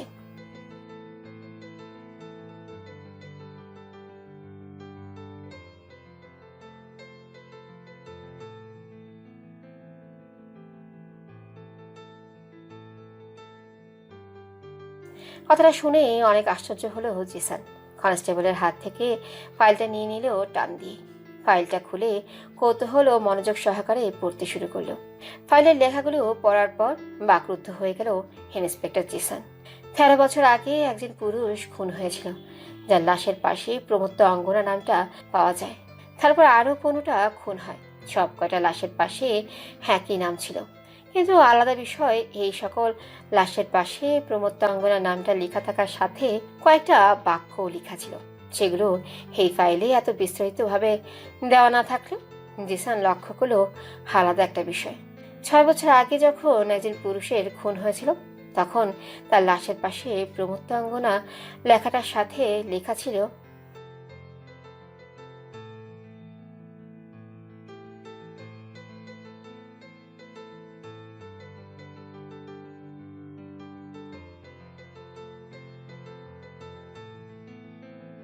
কিন্তু এর পরবর্তীতে 2টা লাশের পাশে প্রমত্তাঙ্গনা নাম ব্যতীত অন্য কোনো বাক্য পাওয়া যায়নি। 13 বছর আগের ফাইল অনুযায়ী প্রমত্ত অঙ্গনা তার নামের সাথে খুনের কারণ বলে দেয়। কিন্তু 4 বছর আগে শেষ সেই 2 খুন আর এখন কুলিয়া লিজানের খুন, এই 4টে লাশের পাশে প্রমত্ত অঙ্গনার নাম ব্যতীত আর কিছুই পাওয়া যায়নি। এর মানে কি হতে পারে? এই প্রমত্ত অঙ্গনা একজন না 2 জন? এমনও হতে পারে কেউ আসল প্রমত্ত অঙ্গনার নাম নিয়ে নিজে খুন করে বেড়াচ্ছে। সবকিছু যেন মাথার উপর দিয়ে যাচ্ছে জিসানের। অনেক ভাবনার পর জিজ্ঞেস করো হাবিলদার ফয়েজকে জিসান। ফয়েজ সাহেব, 13 বছর আগে প্রমত্ত অঙ্গনা কেস কে দেখেছিল আপনি জানেন? আপনি পুলিশ ফোর্সে অনেক আগ থেকে আছেন, আপনি জানতে পারেন বলে মনে হয় আমার। স্যার, যতটুকু জানি ইন্সপেক্টর ইশতিয়াক কেসটা দেখেছিলেন, কিন্তু আমি শুনেছি এই বিষয়ে জানি না তেমন কিছু। ইশতিয়াক সাহেবের বাড়ির অ্যাড্রেস জোগাড় করে দিতে পারবেন আমায়? ইয়েস স্যার, আমি দেখছি। স্যালাইন চলছে আখি। অচেতন হয়ে পড়ে আছে একটা কেবিনের বেডে। পাশে আদিত্য বসে আছে। খুব ইচ্ছে হলো তার আখির মাথায় হাত বুলিয়ে দেওয়ার, তার হাতটা ধরার। তবে হাতটা ধরতে গিয়েও ধরল না। ব্যথা ভরা ছড়ে বলল, তোমার অগোচরে কখনো তোমাকে স্পর্শ করিনি, আর করবো না। আমার ভালোবাসায় যে কোনো অপবিত্রতা নেই সুখ পাখি। আমি যদি পারতাম তবে এক নিমিষেই তোমার সব অশান্তির কারণ দূর করে দিতাম। নিয়ে যেতাম তোমাকে নতুন এক সুখের ছোঁয়ায়, যেখানে দুঃখ তোমায় দূর থেকেও দেখে যাওয়ার সাহস জুটিয়ে উঠতে পারতো না। সেই স্বাধীন চঞ্চল আখি কখনো আর দুঃখের সাগরে তলিয়ে যেতে পারতো না। আমারই দোষ ছিল আখি। সেদিন যদি ওভাবে চলে না যেতাম, জোর করে নিজের ভালোবাসা নিজের কাছে ধরে রাখতে চাইতাম, তবে হয়তো আজ আমাদের দুজনেরই জীবন সুখে ভরপুর হতো। তুমি চিন্তা করো না, আমি ফিরে যখন এসেছি তবে তোমায় কখনো পিছু টানে পড়তে দিব না। মিথ্যে হাসির আড়ালে আর কখনো তোমাকে লুকাতে দিব না। তোমার চেহারার হাসিতে শুধু সত্য সুখ লুকিয়ে থাকবে, তুমি দেখে নিও। আখির দিকে তাকিয়ে আদিত্য কথাগুলো বলছিল।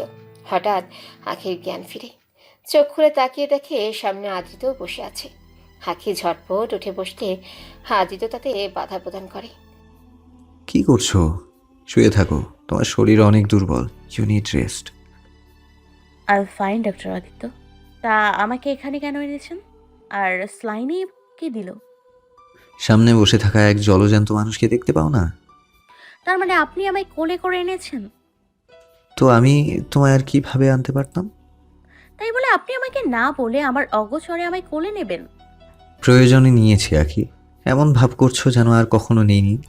এক সময় নিজে থেকেই কোলে চড়ার ধান্দা করতে, যখন তখন, আর এখন খেপে উঠছো। একসময় উঠতাম বলে আপনি আমায় রোজ কোলে নেবেন এখন? আর তখন আমি 18 বছরের তরুণী ছিলাম, আর এখন 25 বছরের ম্যাচিওর একজন নারী। তাছাড়া আমাদের সম্পর্ক এখন আলাদা। কোনো বইতে লেখা আছে 18 বছরের মেয়ে কোলে উঠতে পারবে না, 25 বছরের নারী পারবে না? আপনি খুব বেশি লজিক খুঁজছেন বলে মনে হয় না? তুমি খুব বেশি লজিক দেখাতে চাইছো বলে মনে হচ্ছে না? আপনি কিন্তু এবার অতিরিক্ত বিরক্ত করছেন। তুমি কোথায় কম করছো? আপনি যে আস্ত ঢ্যাঁড়স ছিলেন, সেই আস্ত ঢ্যাঁড়সই রয়েছেন, একটু বদলাননি। হ্যাঁ, আর তুমি সেই ঢেঁড়সের পচা অংশ। কথাটা শুনেই আখি হাসি চলে আসলো। হাসতে হাসতে বলল, ঢ্যাঁড়সের পচা অংশ এ কেমন উপাধি! বেশ করেছি। তোমার সাথে কথায় জিতে ওঠার ক্ষমতা আমি কোথা থেকে জুটাবো? মুখে তো কথার ফুল ছড়ি।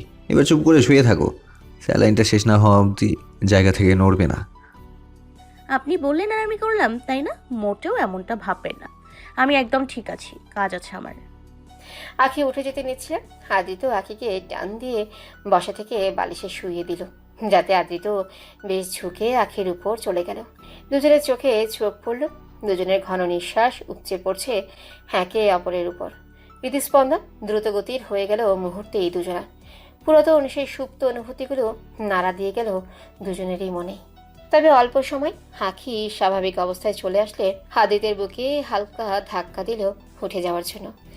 ধাক্কাটাতে আদিত্য স্বাভাবিক অবস্থায় ফিরে এসে আখির উপর থেকে উঠে বসল। বেশ শান্ত গলায় বলল আদিত্য, সব কিছুতেই যে ভালো না আখি। আমার সাথে ঝগড়া করার ইচ্ছে করো ইচ্ছে মতো, কিন্তু নিজেকে কষ্ট দিও না। ঘুমিয়ে থাকো, সুস্থ হয়ে গেলে ইচ্ছে মতো ঝগড়া করে নিও। ঝগড়া আপনি শুরু করেন, আমি না। না, তুমি কেন শুরু করবে? ঝগড়া কাকে বলে তুমি তো জানোই না। আদিতের কথায় দাঁত কেলিয়ে হাসি দিল আখি। আখির মুখে সেই দুষ্টু হাসি মন ভুলালো আদ্রিতের। আখি ইচ্ছে করেই তার সাথে ঝগড়া বাঁধায় জানে আদ্রিত। আদিতের সাথে ঝগড়া করা যে তার এক সময়কার সব থেকে পছন্দের একটা অভ্যেস ছিল। অভ্যেসটা এখনো আখি যেতে দেয়নি, জেনেই মনে বেশ শান্তি পেল আদ্রিত। এবার বলল, পারো বটে তুমি, ঘুমো এবার। ঘুমের ওষুধ দিয়ে দিচ্ছি, খেয়ে নাও, এমনিতেই ঘুম চলে আসবে। রিয়াদ দেখা করতে এসেছে আজ আদৃশের সাথে। দুজন বেশ সময় থেকে গল্পে মগ্ন একে অপরের সাথে। আজ আদৃশ রিদিকাকে নিয়ে বাইরে যাবে বলেছিল, কিন্তু হঠাৎ রিয়াদ আসলেই যাওয়া ক্যান্সেল করে দিল সে। সেই কবে থেকে রিয়াদকে নিয়ে পড়ে আছে আদৃশ।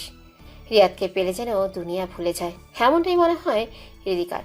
এখন থেকে নয়, যবে থেকে বাড়িতে এসেছে রিদিকা তখন থেকেই দেখছে রিয়াদকে নিজের জীবনের একটা আলাদা অংশ মনে করে আদৃশ। দুজন ড্রয়িং রুমে বসে গল্প করছে।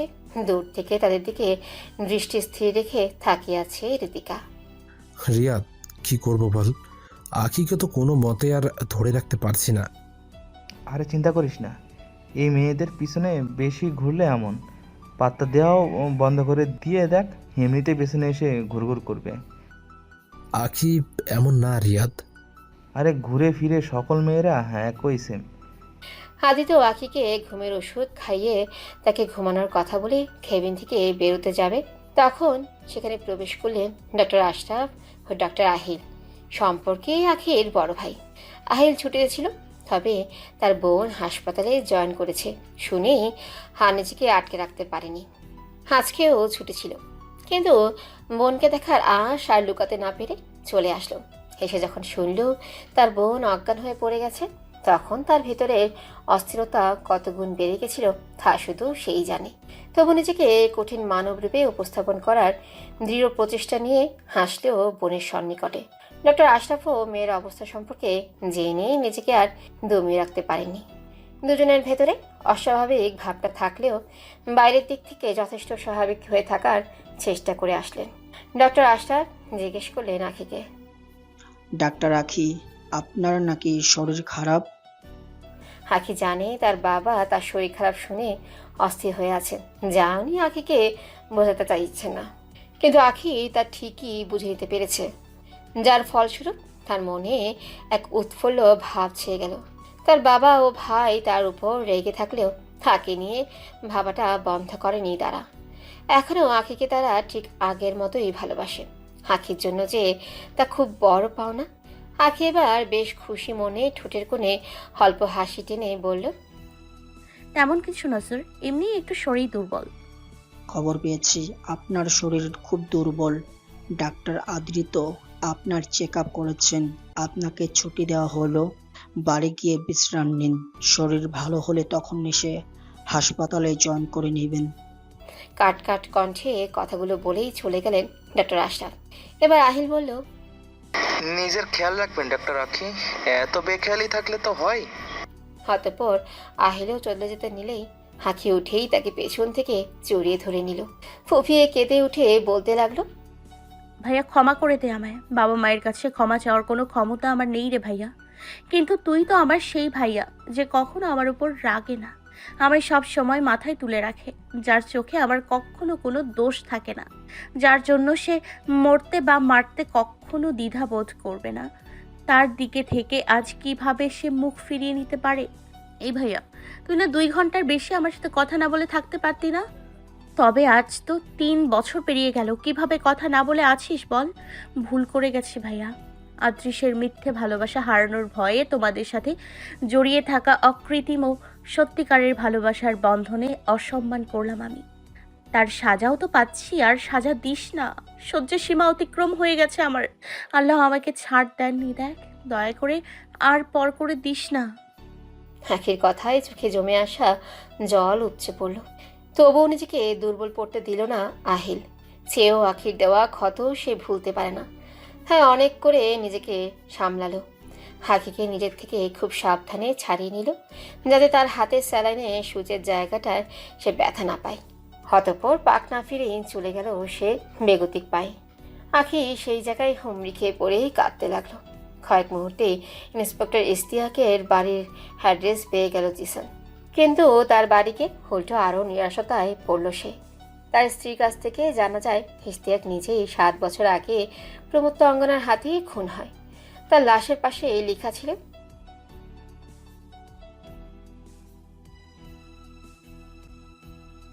তার স্ত্রী জুলেখার কাছ থেকে আরও জানা যায় ইশতিয়াক একজন চরিত্রহীন লোক ছিল। মেয়েদের কোন নজরে দেখত সে। অনেক নারীর সাথেই তার অবৈধ সম্পর্ক ছিল। স্ত্রীকে অনেক মারধরও করতো সে। তার একটা ছেলেও আছে। স্ত্রীর যাওয়ার কোনো জায়গা না থাকায় সব কিছুর পরেও স্বামীর ঘরে পড়ে থাকতো। কিন্তু ইশতিয়াকের হঠাৎ মৃত্যু হয়। তার স্ত্রী এতে অনিশ্চয়তায় পড়ে যান, নিজের আর ছেলে ভবিষ্যতের কথা ভেবে। অতঃপর এর কয়েকদিন পরই একটা কোম্পানি থেকেই ওনার জন্য জব অফার আসে। অথচ উনি এসবের কথা কখনো ভাবেননি। উনি এসএসসি পাস হওয়ায় কোম্পানিটাতে পিওনের পোস্ট পান উনি। তার সম্পূর্ণ সেই কোম্পানির উদ্যোগে। উনি আজও এর পিছনের কারণ খুঁজে বের করতে পারেনি। কোনো কোম্পানি কেনই বা নিজে থেকে এসে ওনাকে জব অফার করবে। কিন্তু সব মিলিয়ে নিজের জব আর স্বামীর পেনশনের টাকায় ভালোই যাচ্ছে জুলেখার দিন। তবে প্রমত্ত অঙ্গনের সম্পর্কে আর কিছুই জানা নেই জুলেখার। জিসান কিছুই ভেবে বের করতে পারছে না। কে এই প্রমত্ত অঙ্গনা? চাই কি সে? ইন্সপেক্টর ইশতিয়াককেও মেরে ফেলেছে। এবার সে 13 বছর আগের কেসটা সম্পর্কে জানবে তো জানবে কি করে? আখির স্যালাইনের সুচ এর জায়গা খুব ভালো করে দেখছে আদ্রিত। সুচটা জায়গায় বিচ্যুত হয়েছে কিনা আখি অপলকে দেখে যাচ্ছে থাকে। আদ্রিত কত খেয়াল করছে তার। একটু আগেই তো ফ্লোর থেকে সযত্নে তুলে তাকে বেডে বসালো, মুছে দিল তার চোখের জল। এবার কত যত্ন সহকারে তার পরিচর্যা করছে। কেন হাতি তো যেমনটা করে এমন যত্ন এমন দরদ তো হাদি তো সেই বছরখানিক আগেও দেখাতো আখিকে। কিন্তু তখন যখন এসবের কোনো মানেই ছিল না হাদিতের কাছে, তবে এখন কিভাবে কোনো মানে থাকবে? সত্যি কি হাদি তো শুধু মনুষ্যত্ব থেকে আখির জন্য এমন করে?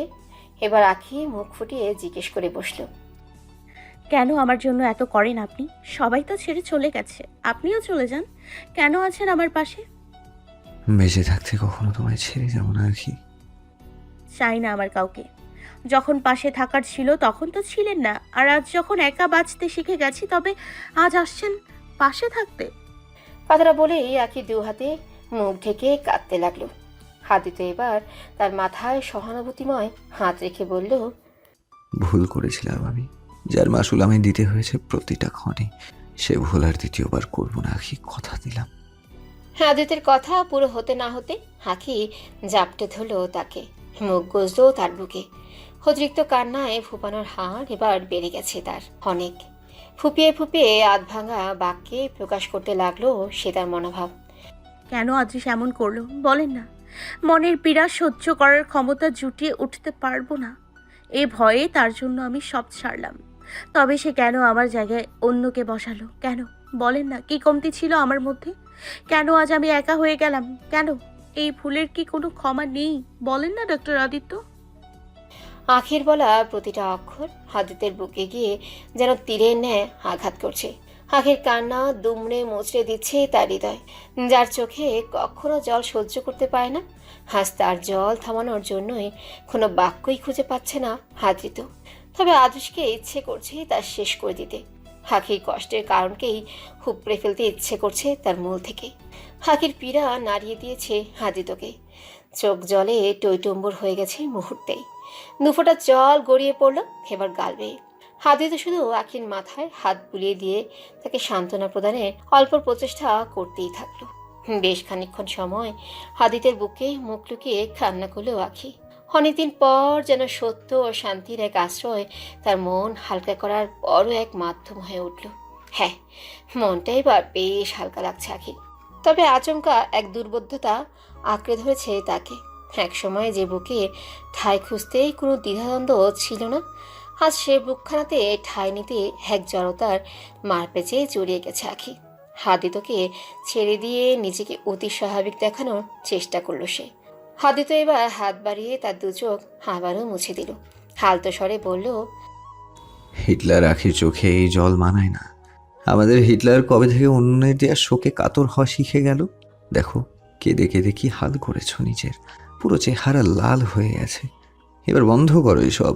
আর যেখানে কথা আশরাফ আঙ্কেল আর আহিলের, ওনারা তোমাকে অনেক ভালোবাসেন।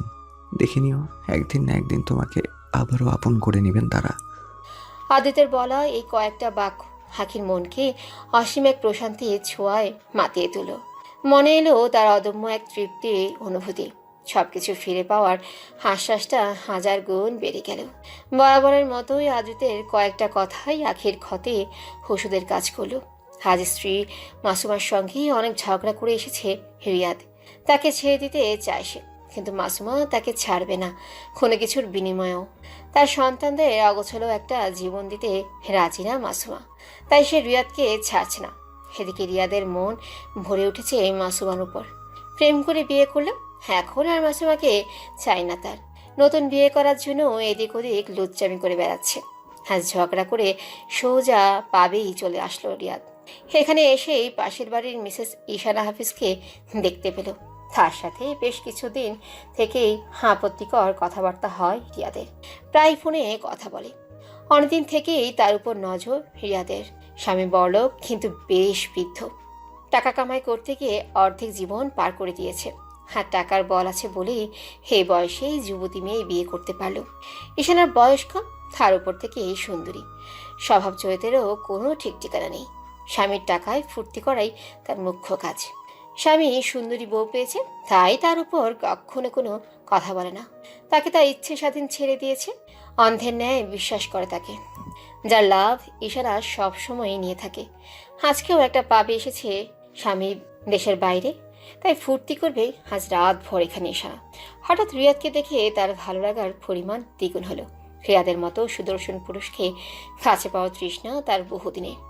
ঈশানাকে দেখে রিয়াদেরও সুপ্ত মনের বাসনা জেগে উঠল। মদের গ্লাস নিয়ে তার পাশে গিয়ে বসল। ঈশানার সাথে অশ্লীলতার সহিত কথা বলা শুরু করলো। আচমকা ঈশানা এসে তার কোলে বসে পড়ল, হাতে মদের গ্লাস নিয়ে। ঈশানা তার গ্লাস থেকে কিছু আংশিক মদ রিয়াদের মুখে ঢেলে দিল। অতঃপর রিয়াদ কামুকতায় তাকে জড়িয়ে ধরতে নিলে ঈশানা নেশাক্ত হেসে উঠে ডান্স করতে শুরু করলো। রিয়াদও সাথে উঠে গেল। একসাথে দুজন একে অপরের গায়ে ঢলে পড়ে নাচতে লাগলো। ডান্স করে করে ঈশানা রিয়াদকে একটা কক্ষের দিকে আসার জন্য ইশারা করলো। তারপর সেদিকে হাঁটাও ধরলো। রিয়াদও তার পিছু নিল। কিন্তু হঠাৎ ভিড়ের মধ্যে ঈশানাকে কোথাও হারিয়ে ফেলল রিয়াদ। এদিক ওদিক খুঁজতে লাগলো, কিন্তু ঈশানাকে কোথাও পেল না। ক্ষণিক পর ঈশানার নাম্বার থেকে ফোন আসলে রিয়াদ ফোন ধরল। হু আর ইউ বেবি? পিছনে ওই গাছগুলির পূর্ণ জঙ্গল টাইপের জায়গায় কি করছো তুমি? ওকে বেবি, তুমি যেখানে বলবে আমি আসতে রাজি। অপেক্ষা করো, আমি আসছি এক্ষুনি। অতঃপর পাবের বাইরে চলে গেল রিয়াদ। পেছনের দিকটা বেশ গাছগাছালিপূর্ণ একটা জায়গা। সেখানে গিয়ে কাউকেই পেল না রিয়াদ। আশেপাশে খুঁজতে লাগলো ঈশানাকে। কোথাও তাকে পাওয়া যাচ্ছে না। তাই ভেতরের দিকে আরেকটু ঢুকে তাকে খোঁজার চেষ্টা করলো তার নাম নিয়ে, কিন্তু কোথাও তার সাড়া পেল না। হঠাৎ মাথায় আঘাত পেল। কিছু বোঝার আগেই জ্ঞান হারালো রিয়াদ। অচেতন অবস্থায় পড়ে থাকা রিয়াদকে কুলকারণ্য থেকে দূর করার প্রচেষ্টায় তার পা টেনে এক জনশূন্য নির্জন জায়গার দিকে হাঁটা ধরেছে হুডি পড়া অজ্ঞাত সেজন। টানতে টানতে রিয়াদকে জনমানবহীন একটা জায়গায় নিয়ে আসে অবশেষে। রিয়াদের নাকে বেশ সময় টিপ দিয়ে ধরে থাকলে তার জ্ঞান ফিরে আসে অল্প সময়। জ্ঞান ফিরে আসলেও বুঝে উঠতে পারে না সহজে কিছুই। আশেপাশে আর সামনে হুডিওয়ালা ব্যক্তিকে দেখে হকচকিয়ে যায় বেশ। নেশাভরা কণ্ঠে বোকার মতো প্রশ্ন করে তাকে, কে তুমি? আমাকে এখানে কেন এনেছো? তুমি ঈশানা নাও? কে তুমি? ঈশানা কোথায়?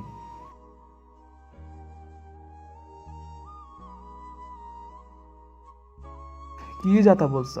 কে তুমি? আমাকে এখানে এনেছো কেন বলো? দেরি না করে সাথে সাথে রিয়াদের বুক বরাবর ছুরি ঢুকাতে গেলে রিয়াদ নিজেকে বাঁচাতেই পাশে সরে যায়, যাতে ছুরির আঘাত রিয়াদের পেটে পড়ে। রিয়াদ আটকে উঠে যন্ত্রণায়, তবুও নিজেকে বাঁচানোর চেষ্টা ছাড়ে না।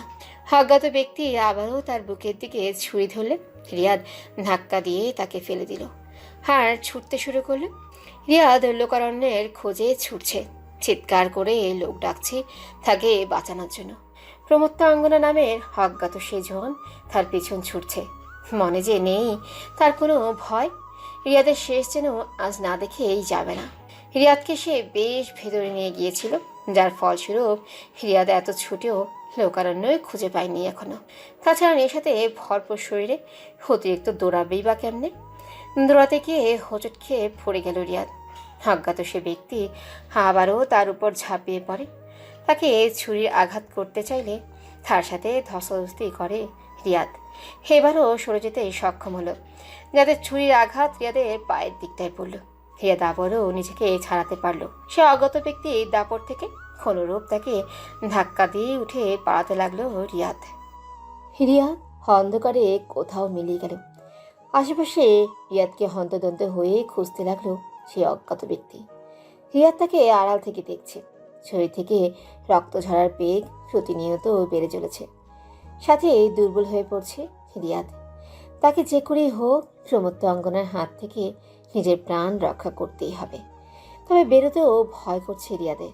মৃত্যু যে তার পিছনেই। তার গতির বেগ স্বাভাবিকের তুলনায় বহুগুণ, যেন দক্ষ কোনো দৌড় প্রতিযোগী। শরীরের জোরও কম না, তার সাথে পেরে ওঠার শক্তি ও সাহস জুটিয়ে উঠতে পারছে না রিয়াদ। তবুও মন শক্ত করে অজ্ঞাত সে ব্যক্তির অকচরে বের হলো, কিন্তু পারল না তার চোখ ফাঁকি দিতে। সাথে সাথে ধাওয়া শুরু করলো তাকে সে। প্রাণ বাঁচাতে ছুটতে ছুটতে মেইন রোডের বেশ পাশে চলে এলো রিয়াদ। মনে জেগে উঠল বেঁচে যাওয়ার বড় এক আশা। তবুও ভয় দূর হলো না মন থেকে। পেছনের জন যে মোটেও দুর্বল বা মাত দিয়ে যাওয়ার কোনো পাত্র নয়, তাই মেইন রোডের বেশ পাশে এসে গেলে প্রাণপণেই ছুটতে লাগলো। কিন্তু আবারও পেছন থেকে ভারী কিছুর আঘাতে মুখ থুবড়ে পড়ল রিয়াদ। শরীর পুরো অবশ হয়ে আসছে, তার হাত পা কাঁপছে, কাজ করা যেন বন্ধই করে দিয়েছে। তাও হুমড়ি দিয়ে নিজেকে সামনে এগিয়ে নিয়ে যাওয়ার আপ্রাণ চেষ্টা করতেই লাগলো। এবার সে অজ্ঞাত ঘাতক তাকে টেনে পাক ফিরিয়ে নিল। ঘন ঘন নিঃশ্বাস ফেলে অস্পষ্ট বাক্যে বলল রিয়াদ, প্লিজ আমাকে মেরো না, ছেড়ে দাও প্লিজ। ভয় পাসনি, এখনই ছেড়ে দেব। কথাটা বলেই রিয়াদকে টেনে দাঁড় করালো। রিয়াদ ভালো করে কিছু বুঝে ওঠার আগে তাকে শরীরে সমস্ত শক্তি দিয়ে প্রবল এক ধাক্কা দিল, যাতে রিয়াদ রাস্তায় গিয়ে আছড়ে পড়ার আগেই একটা গাড়ির সাথে ধাক্কা খেয়ে গেল। ফলকেই রিয়াদের শরীর বেশ দূরে গিয়ে ছিটকে পড়ল। গাড়িটা একটা ব্যক্তিগত কার ছিল। হয়তো চালক ভালো মানুষ ছিল, তাই গাড়ি থামিয়ে এগিয়ে গেল রিয়াদের কাছে। প্রমত্ত অঙ্গনা নামক সেই অজ্ঞাত ঘাতক আর পা বাড়ল না সেদিকে, বরং গাছগাছালি আড়াল হয়ে অন্ধকারে মিলিয়ে গেল। আদৃশ ডিভোর্স পেপারে সাইন করে দিয়েছি বুকে পাথর রেখে। হঠাৎ কক্ষে প্রবেশ করলো রিদিকা। কি এখন তোমার আসার টাইম হলো? আরে কি করব বলো, আমার ওই বান্ধবী তো আসতেই দিচ্ছিল না, বলে নাকি আজকে থেকে যেতে, কিন্তু আমি তোমাকে ছাড়া বেশিক্ষণ দূরে থাকতে পারি না বলে এসেছি। ওকে, ওর স্বামী নিজে এসে আমাকে বাড়ির সামনে দিয়ে গেলেন। ভালো করেছ। আমি নিজে থেকেই তোমায় কোথাও দূরে থাকতে দেব না কখনো। তুমি শুধু আমার কাছেই থাকবে। বুঝেছি। তা হাতে ওটা কি? আমার আর আখির ডিভোর্স পেপার সাইন করে দিয়েছি আমি। তুমি অবশেষে আখিকে ডিভোর্স দিয়ে দিলে? এমনটা কেন করলে তুমি? আমি কখনো তা চাইনি। আমার জন্যই আজ তোমরা আলাদা হয়ে গেলে। আরে তুমি শুধু শুধু প্যারা নিচ্ছ। আখি আমার কাছেই ফিরবে, দেখে নিও। যখন দেখবে আমি সাইন করে দিয়েছি ডিভোর্স পেপারে, যখন বুঝতে পারবে আমাকেও সত্যি হারিয়ে ফেলছে, আমার থেকে দূরে চলে যাচ্ছে, তখন তখন সব ফেলে আবারও আমার কাছে ফিরে আসবে আখি। আর তুমি ওকে মেনে নিবে? অবশ্যই। তোমাকেও এত অপমান করলো তারপরও? ও আমার সাথে যা খুশি করতে পারে, কারণ আমি ওকে ভালোবাসি। আমি সেই অধিকার ওকে দিয়েছি। তুমি ফ্রেশ হয়ে নাও, আমি আসছি। অতঃপর আদৃশ কক্ষ ত্যাগ করলো। হৃদিকা বেশ খানিকক্ষণ তার যাওয়ার পানে তাকিয়ে রইল। রাত 1টা। রিয়াদের অ্যাক্সিডেন্ট যে গাড়ির সাথে হয়েছে সে গাড়ির মালিক তারই দূরসম্পর্কের আত্মীয় হন। তার এই অবস্থা দেখে লোকটি তাকে তাড়াতাড়ি করে পাশের মেডিকেল কলেজ হাসপাতালে নিয়ে আসে। ইমার্জেন্সিতে নিতে হবে রিয়াদকে। শরীরের বিভিন্ন অংশ তার থেতলে গেছে। এদিকে বর্তমানে হাসপাতালে কোনো ডাক্তার নেই। পেরেশানিতে পড়ল নার্সিরা ফোন করলো ডক্টর আশরাফ খানকে। স্যার, ইমার্জেন্সি রুগী এসেছে, অনেক রক্তপাত হচ্ছে তার। আধা ঘন্টার মাথায় চিকিৎসা শুরু না করা গেলে নিশ্চয় মারা যাবে, কিন্তু বর্তমানে কোনো ডাক্তার এখানে নেই। তোমরা যেভাবে পারো রোগীর টেক কেয়ার করো, রক্ত বন্ধ রাখার চেষ্টা করো, আর হাসপাতালের সবথেকে কাছের যে ডাক্তার থাকেন ওনাকে কল করে ইমার্জেন্সি আসতে বলো। Okay sir. হাসপাতালের সব থেকে কাছে একমাত্র আখির বাড়ি পড়ে। সেখান থেকেই তার বাড়ির দূরত্ব মাত্র 10 মিনিটের রাস্তা। তাই নার্স তাকেই ফোন করলো। এমার্জেন্সি ডাক কখনো অবহেলা করে না আখি। যত তাড়াতাড়ি করে পেরেছে চলে এসেছে। প্রায় 2 ঘন্টা অপারেশনের পর আখি রিয়াদকে বাঁচাতে সক্ষম হলো। যদিও আখির তাকে মোটেও পছন্দ না, কিন্তু আখি নিজের দায়িত্ব পালনে কখনো পিছপা হয় না। এত সময়ে সেখানে রিয়াদের পুরো পরিবারই চলে এসেছে। কান্নায় ভেঙে পড়েছে সকলেই। রিয়াদ বেঁচে গেলেও আশঙ্কা মুক্ত নয়। তাকে আইসিইউতে রাখা হয়েছে। জ্ঞান ফিরলে ভালো খারাপ কিছু বোঝা যাবে। কাজ শেষ করে আখি আবারও চলে যায় তার শান্তির নীড়ে। রাত 4টা। ব্যস্ত শহর ঘুমের দেশে তলিয়াছে। চারিদিক নীরবতার দখলে, জনশূন্য সব দিক। সমস্ত সে অঙ্গনার প্রিয় একটা পরিবেশ যে আশেপাশে ভালোই জমে উঠেছে। এই ঘন অন্ধকার জনশূন্য নীরব পরিবেশেই তো পাপীদের মৃত্যু আর্তনাদ শুনতেই মজা পায় সে। নিজের কাজ অপূর্ণ রাখার অভ্যেসে তার কখনোই নেই। তাই চলে আসলো অপূর্ণ কাজে পূর্ণতা দান করতে। হাসপাতালে এসে সোজা আইসিইউ রুমে ঢুকে পড়ল। এগিয়ে গেল রিয়াদের ধারে। অতঃপর খুবই ধীর গতিতে তার শরীরে দেওয়া সকল সেলাই ও ব্যান্ডেজ আস্তে আস্তে খুলতে লাগলো। তার যেন এসব মজাই লাগছে। অতঃপর রিয়াদকে সে আগের হালেই ফিরিয়ে দিয়ে সে তার পথ ধরল। আদ্রে সকাল হতে না হতে ডিভোর্স পেপার পাঠিয়ে দিয়েছে আখির কাছে। প্রফুল্ল মনেই নাস্তা সেরে হাসপাতালের উদ্দেশ্যে যাবার জন্য প্রস্তুত হবে, তখনই হাতে আসলো পেপারটা। আদেশের সাইন দেখে ব্যথায় কুকড়ে উঠল আরেক দফা তার মন। চোখে শোকের জল থাকলেও মুখে ফুটল তার ছেলের হাসি। অবশেষে তার ভালোবাসার পরাজয় ঘটল। আদৃশে মিথ্যে ভালোবাসার ধাক্কা সামলাতে না পেরে তার ছেলের হাসিটা প্রখর করে বলল আখি। বারে ভালোবাসা যে কাল অবধি মৃত্যুর আগ অবধি ছাড়বে না বলেছিল, সেই আজ নেই দ্বিধায় ছেড়ে দিল। মানুষ এত নাটক জানে, আদৃশকে না দেখলে জানতামই না। আল্লাহ তাআলা আপনার কাছে হাজার শুকরিয়া আমাকে আদৃশের মিথ্যে ভালোবাসার জাল থেকে বাঁচানোর জন্য। অবশেষে আত্মসম্মানের সংগ্রামে জয়ী হলাম আমি। শুকরিয়া রব্বুল আলামিন। আদৃশ নাস্তা করছিল, তখনই তার ফোনে কল আসে। কলটা রিসিভ করার পর অপর পাশের বলা কথাগুলো শুনে হতভম্ব হয়ে গেল আদৃশ। আর কিছু কাউকে না বলেই ছুটে বেরোলো বাইরের দিকে। রিদিকা শুধু লক্ষ্য করলো আদৃশের কার্যকলাপ। আইসিইউ রুমে বেড জুড়ে রক্তের ছড়াছড়ি। রিয়াদের লাশের দিকে যে কারো তাকাতেই ভয় করছে। এত ভয়াবহ অবস্থা সহ্য করার ক্ষমতা যে সবার থাকে না। রিয়াদের লাশের পাশেও প্রমত্ত অঙ্গনার নামটা লেখা। তাজ্জবের ব্যাপার হলো নামের পাশে এবার বাক্য লেখা আছে, ভালোবাসার মর্ম যে প্রতারণা দিয়ে দেয় তার হাল এমনই হওয়া উচিত। ইন্সপেক্টর জিসান নির্বাক হয়ে রইল। পাবের একটা বন্ধ রুমে ঈশানারও গলাকাটা লাশ পাওয়া গেছে, যার পাশে লেখা, লোভে পাপ, পাপে মৃত্যু, প্রমত্ত অঙ্গনা। কি করবে জিসান ভেবেই পাচ্ছে না। এই প্রমত্ত অঙ্গনা যে তার রাতের ঘুমও দিনের শান্তি হারাম করে দিয়েছে। তবে ছাড়বে না হে অজ্ঞাত খুনিকে। পণ করে নিয়েছে সে। যেভাবেই হোক না কেন থাকে তো জিসান ধরবেই। হাসপাতালে সিসিটিভি ফুটেজ চেক করলো জিসান।